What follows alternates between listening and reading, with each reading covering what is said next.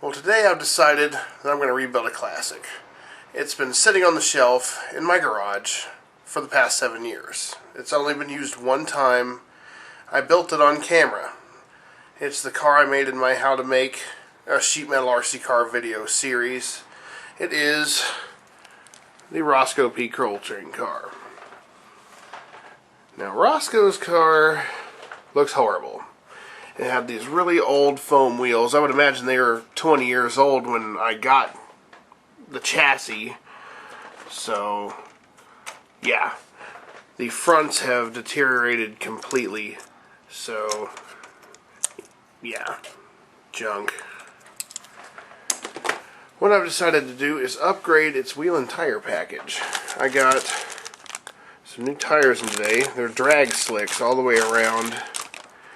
It's going to lower the car a little bit, but it's also going to be very slippery and slick and hopefully kind of hard to control, because I want it to maintain that sort of out of control, squirrely, attitude it had in the show. So, I got a new set of wheels in because these are just, yeah, they're ruined. So, I don't like the star pattern wheels. I don't. It won't fit the look of this car. So what I have done is I've filled in a set of the stars to make steelies. So that's what I'm going to do here, and then I'm going to put the slicks on. So let's get started. Okay, for filler I'm going to be using this Loctite general purpose 5-minute epoxy. Last time I just filled it in with modeling cement and it took days. I'm just not willing to wait that long. So, pop the little cap out.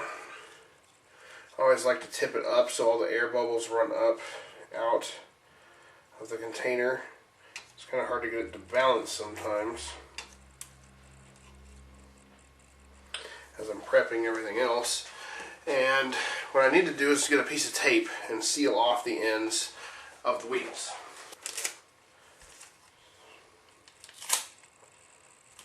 Make sure it's sealed so you don't get any leaks.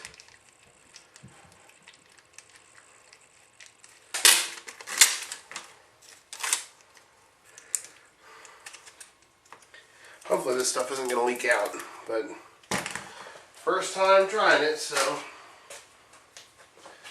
anything could really happen. And just so I'm not making a bigger mess out of my workbench, which is already a disaster, I got my little trash can, so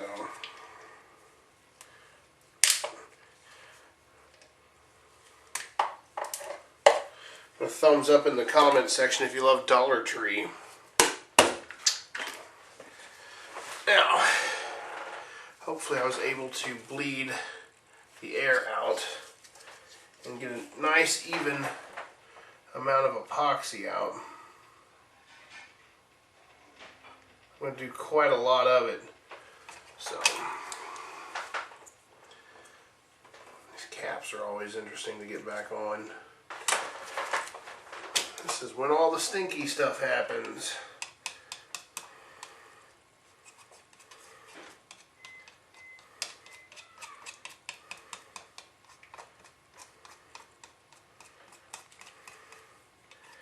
It's got a 5-minute work time, so take your time and mix the epoxy really well, alright?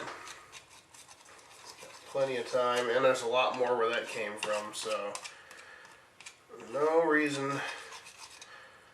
for improper mixing procedure.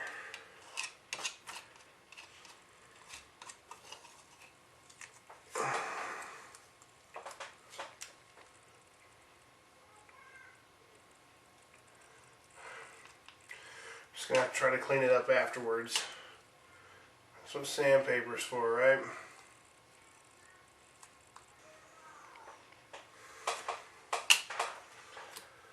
Alright, now I just wait for it to set up, see what happens.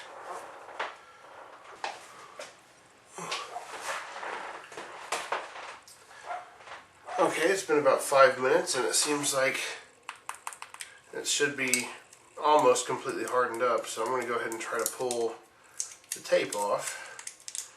I don't know if I should do it really fast or should I pull really slow. Nerve-wracking.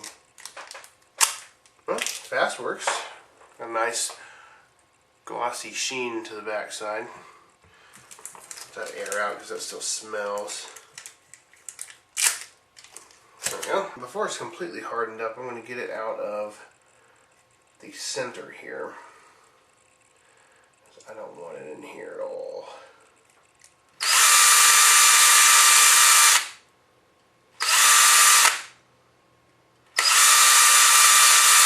While we're waiting for all this to finish curing up, let's go ahead and get these dumpy rear wheels off.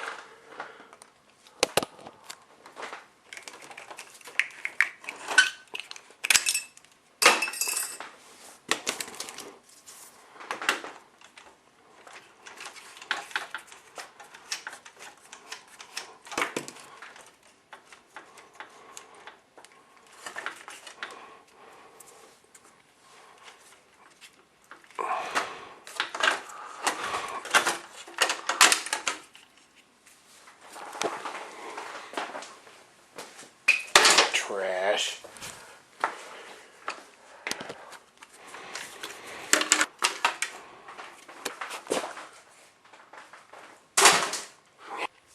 Okay.